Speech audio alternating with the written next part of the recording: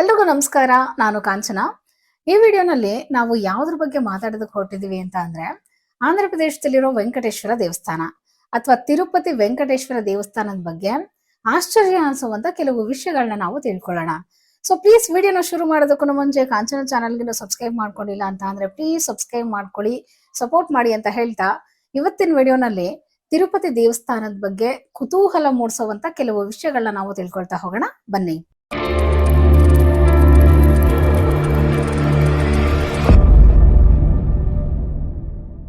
ಮೊದಲನೇ ವಿಷಯ ಏನಪ್ಪಾ ಅಂದ್ರೆ ತಿರುಪತಿ ವೆಂಕಟೇಶ್ವರ ದೇವಸ್ಥಾನ ಬಂದು ವಿಶ್ವದಲ್ಲೇ ಅತ್ಯಂತ ಶ್ರೀಮಂತ ದೇವಸ್ಥಾನ ಇದು.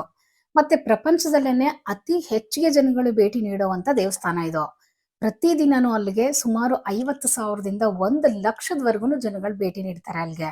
ಅದರಲ್ಲೂ ಉತ್ಸವದ ಟೈಮ್ನಲ್ಲಂತೂ ಇನ್ನೂ ಹೆಚ್ಚಿಗೆ ಜನಗಳು ಬರ್ತಾರೆ. ಲಕ್ಷಕ್ಕಿಂತನೂ ಹೆಚ್ಚಿಗೆ ಜನಗಳು ಭೇಟಿ ನೀಡ್ತಾರೆ ಅಲ್ಲಿಗೆ. ಸೊ ಇಡೀ ಪ್ರಪಂಚದಲ್ಲೇನೆ ಅತಿ ಹೆಚ್ಚಿಗೆ ಜನಗಳು ಭೇಟಿ ನೀಡುವಂತ ಒಂದು ಸ್ಥಳ ಇದು.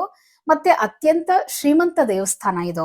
ಇನ್ನು ಎರಡನೇ ವಿಷಯ ಏನಪ್ಪಾ ಅಂದ್ರೆ ಈಗ ನಾವ್ ಯಾವ್ದಾದ್ರು ದೇವಸ್ಥಾನಕ್ಕೆ ಹೋದಾಗ ಹರಕೆ ಅಂತೇಳಿ ದೇವ್ರಿಗೆ ಬಟ್ಟೆಗಳು ಅಥವಾ ವಸ್ತ್ರಗಳನ್ನ ಕೊಡ್ತೀವಿ ಅಲ್ವಾ, ಅದೇ ರೀತಿ ತಿರುಪತಿ ಟೆಂಪಲ್ ನಲ್ಲೂ ಈ ರೂಢಿ ಇದೆ. ಸೊ ನೀವೇನಾದ್ರೂ ವೆಂಕಟೇಶ್ವರ ಸ್ವಾಮಿಗೆ ಬಟ್ಟೆ ಅಥವಾ ವಸ್ತ್ರಗಳನ್ನ ಕಾಣಿಕೆ ಕೊಡ್ತೀನಿ ಅಂತ ಅಂದ್ರೆ ಅದಷ್ಟೊಂದು ಸುಲಭದ ಮಾತಲ್ಲ. ಯಾಕೆ ಈ ತರ ಹೇಳ್ತಾ ಇದ್ದೀನಿ ಅಂದ್ರೆ ನೀವು ಬೇರೆ ಕಡೆ ಟೆಂಪಲ್ ಹೋದಾಗ ಅಲ್ಲಿ ವಸ್ತ್ರಗಳನ್ನ ಕೊಡ್ಬೇಕು ಅಂತ ಅಂದ್ರೆ ಅಲ್ಲೇ ಪಕ್ಕದಲ್ಲಿರೋ ಅಂಗಡಿನಲ್ಲೋ ಅಥವಾ ನಿಮ್ಗೆ ಇಷ್ಟ ಆಗೋ ಕಡೆನಲ್ಲೋ ಬಟ್ಟೆ ತಗೊಂಡೋಗಿ ದೇವ್ರ ದರ್ಶನ ಮಾಡಿ ಅಲ್ಲೇ ಕೊಟ್ಬಿಟ್ಟು ಬಂದ್ಬಿಡ್ತೀರಾ ಅಲ್ವಾ. ಆದ್ರೆ ತಿರುಪತಿ ದೇವಸ್ಥಾನದಲ್ಲಿ ಹಂಗಾಗೋದಿಲ್ಲ. ಯಾಕಂದ್ರೆ ನಾವು ವೆಂಕಟೇಶ್ವರ ಸ್ವಾಮಿಗೆ ಬಟ್ಟೆ ಕೊಡ್ಬೇಕು ಅಂತ ಅಂದ್ರೇನೆ ಸರದಿನಲ್ಲಿ ಕಾಯ್ಬೇಕಾಗುತ್ತೆ. ಹಂಗಂತ ಸರದಿನಲ್ಲಿ ಕಾಯ್ಬೇಕು ಅಂತ ಅಂದ್ರೆ ಲೈನ್ ಅಲ್ಲಿ ನಿಂತ್ಕೊಂಡು ವೆಯ್ಟ್ ಮಾಡಿ ಕೊಟ್ಟು ಬರೋದಲ್ಲ. ನಾವು ವಸ್ತ್ರ ಕೊಡ್ಬೇಕು ಅಂದ್ರೆ ಅಥವಾ ನಮ್ಮ ಸರದಿ ಬರ್ಬೇಕು ಅಂತ ಅಂದ್ರೆ 10 ವರ್ಷ ವೆಯ್ಟ್ ಮಾಡ್ಬೇಕಾಗತ್ತೆ. ಯಾಕಂದ್ರೆ ಲಕ್ಷಾಂತರ ಜನಗಳು ಬರ್ತಾರೆ ಅಲ್ಲಿಗೆ. ಸೊ ತುಂಬಾ ಜನಗಳು ಕಾಣಿಕೆ ಕೊಡೋದ್ರಿಂದ ನಮ್ಮ ಸರದಿ ಬರ್ಬೇಕಂದ್ರೇನೆ 10 ವರ್ಷ ಬೇಕಾಗತ್ತೆ. ಮತ್ತೆ ಇನ್ನ ಒಂದು ವಿಷಯ ಏನು ಅಂದ್ರೆ ನೀವು ದೇವ್ರಿಗೆ ಬಟ್ಟೆ ಕೊಡ್ತೀನಿ ಅಂತ ಅಂದ್ರೆ ಅದನ್ನ ಎಲ್ಲಂದ್ರಲ್ಲಿ ತಗೊಂಡೋಗಿ ಕೊಡೋ ಹಂಗಿಲ್ಲ. ಮತ್ತೆ ಯಾರ್ ಬೇಕಂದ್ರೆ ಅವರು ಆ ಬಟ್ಟೆನ ತಯಾರ್ಸಂಗೂ ಇಲ್ಲ. ಅದಕ್ಕೆ ಅಂತಾನೆ ಒಂದು ಪ್ರೋಸೆಸ್ ಇದೆ, ನಿಯಮಗಳಿದಾವೆ, ಅದನ್ನೇ ಫಾಲೋ ಮಾಡ್ಬೇಕಾಗತ್ತೆ. ಇನ್ನು ಮೂರನೇ ವಿಷಯ ಏನಪ್ಪಾ ಅಂದ್ರೆ ಇದಂತೂ ತುಂಬಾ ಆಶ್ಚರ್ಯ ಅನ್ಸ್ಬೋದು ನಿಮ್ಗೆ. ಏನಂದ್ರೆ ತಿರುಪತಿ ವೆಂಕಟೇಶ್ವರ ಸ್ವಾಮಿ ವಿಗ್ರಹಕ್ಕೆ ಪ್ರತಿದಿನ ಬೆಳಿಗ್ಗೆ ಅಭಿಷೇಕ ಮಾಡೋದಕ್ಕೆ ಬಳಸುವಂತ ವಸ್ತುಗಳಿದೆಯಲ್ಲ ಅದನ್ನ ಬೇರೆ ದೇಶಗಳಿಂದ ವಿದೇಶದಿಂದ ತರಿಸ್ಕೊಳ್ತಾರೆ. ಈ ಕುಂಕುಮ, ಶ್ರೀಗಂಧ, ಹೂಗಳು ಮತ್ತೆ ಸುಗಂಧ ಈ ತರದ ಕೆಲವು ವಸ್ತುಗಳನ್ನ ಬೇರೆ ದೇಶದಿಂದ ತರಿಸ್ಕೊಳ್ತಾರೆ. ಅಂದ್ರೆ ಅಭಿಷೇಕಕ್ಕೆ ಬಳಸುವಂತ ಕುಂಕುಮ ಇದೆಯಲ್ಲ ಅದನ್ನ ಸ್ಪೇನ್ ಇಂದ ತರಿಸ್ಕೊಳ್ತಾರೆ. ಮತ್ತೆ ಕಸ್ತೂರಿನ ನೇಪಾಳದಿಂದ ತರಿಸ್ಕೊಳ್ತಾರೆ. ಹಾಗೇನೆ ಪುನುಗು ಮತ್ತೆ ಸುಗಂಧ ಸಾಮಗ್ರಿಗಳಿದೆಯಲ್ಲ ಅದನ್ನ ಚೀನಾದಿಂದ ಮತ್ತೆ ಪ್ಯಾರಿಸ್ ಇಂದ ತರಿಸ್ಕೊಳ್ತಾರೆ. ತುಂಬಾ ಆಶ್ಚರ್ಯ ಅನ್ಸುತ್ತೆ ಅಲ್ವಾ. ಓಕೆ, ಇನ್ನು 4ನೇ ವಿಷಯ ಏನಪ್ಪಾ ಅಂದ್ರೆ ತಿರುಪತಿ ದೇವಸ್ಥಾನದ ನೆಟ್ವರ್ತ್ ಎಷ್ಟಿದೆ ಅಂತ ಅಂದ್ರೆ 3,00,000 ಕೋಟಿ ಇದೆ.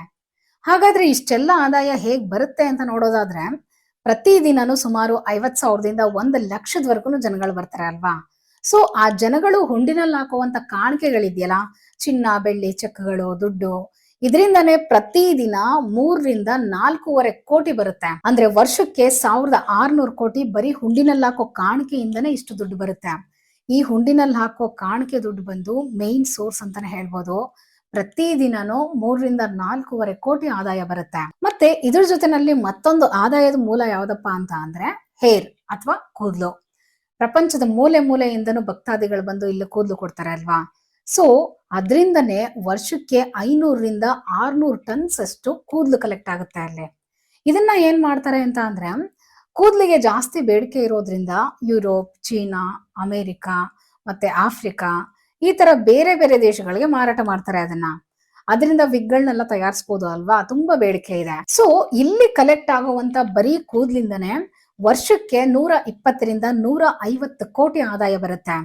ಇದು ಕೂಡ ಒಂದು ಮೈನ್ ಆದಾಯದ ಮೂಲ ಅಂತಾನೆ ಹೇಳ್ಬೋದು. ಮತ್ತೆ ಇನ್ನು ಬೇರೆ ಬೇರೆ ಆದಾಯದ ಮೂಲಗಳು ಅಂತ ಅಂದ್ರೆ ಪ್ರಸಾದ ಮಾರಾಟ ಮಾಡ್ತಾರಲ್ವಾ, ಈ ಲಡ್ಡು, ವಡೆ, ದೋಸೆ ಮತ್ತೆ ಪೊಂಗಲ್, ಪುಳಿಹೋರ ಈ ತರದ ಪ್ರಸಾದಗಳನ್ನ ಮಾರಾಟ ಮಾಡ್ತಾರಲ್ವಾ, ಇದರಿಂದ 550 ರಿಂದ 600 ಕೋಟಿ ಆದಾಯ ಬರುತ್ತೆ.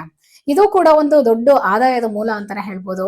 ಮತ್ತೆ ದೇವ್ರ ದರ್ಶನಕ್ಕೆ ಟಿಕೆಟ್ ತಗೊಳ್ತಾರಲ್ವಾ, ಅದ್ರಿಂದನೂ ಕೂಡ 330 ಕೋಟಿ ಹಣ ಬರುತ್ತೆ. ಈ ತರ ಇನ್ನು ಹಲವಾರು ಮೂಲಗಳಿಂದ ಅಲ್ಲಿ ಪ್ರತಿದಿನನೂ ಹಣದ ಸುರಿಮಳೆನೆ ಸುರಿತಾ ಇರುತ್ತೆ.